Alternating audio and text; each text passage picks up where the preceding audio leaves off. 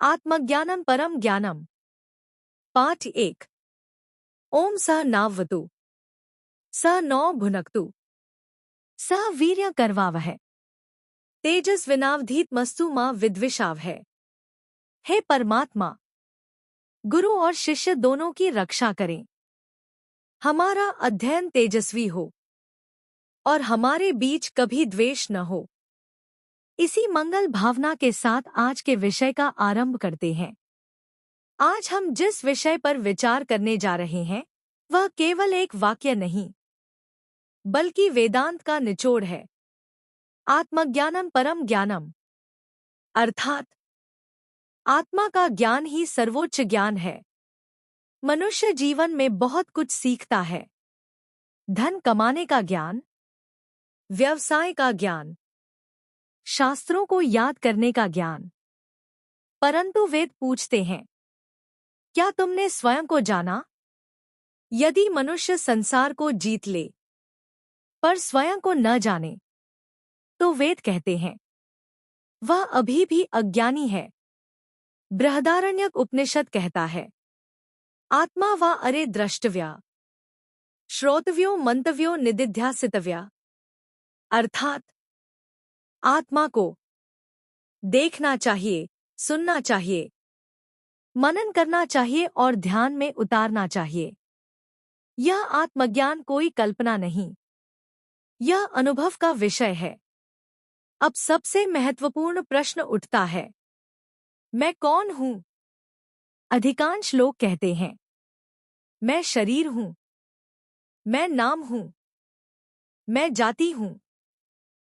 पर कठोपनिषद और गीता स्पष्ट कहते हैं, न जायते म्रियते वा कदाचित, नायं भूत्वा भविता वा न भूया, अर्थात आत्मा न जन्म लेती है न मरती है।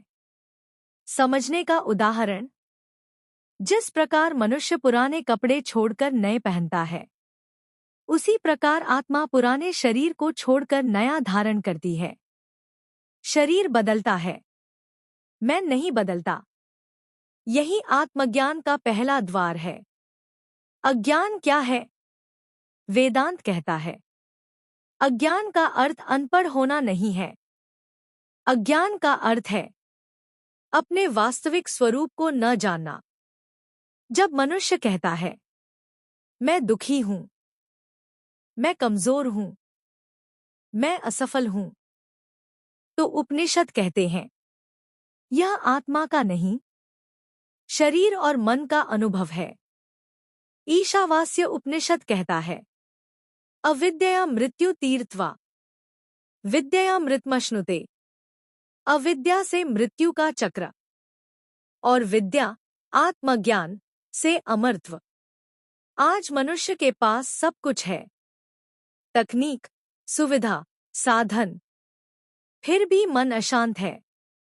क्यों? क्योंकि उसने संसार को जान लिया पर स्वयं को नहीं जाना। जब तक मैं शरीर हूं की धारणा है तब तक भय, चिंता और दुख बने रहेंगे। उपनिषद कहते हैं, आत्मज्ञान अचानक नहीं होता।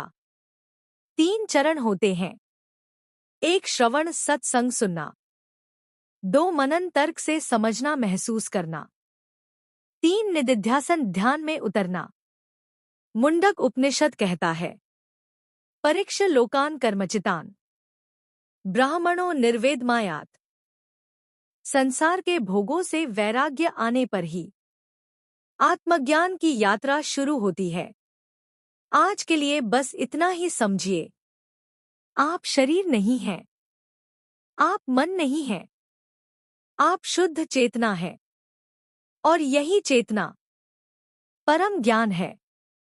जिसने स्वयं को जान लिया उसके लिए संसार का भय समाप्त हो गया।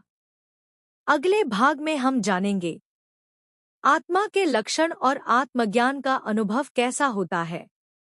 वीडियो अच्छा लगे तो लाइक करें और चैनल को सब्सक्राइब करें। कमेंट में लिखें जय श्री सच्चिदानंद।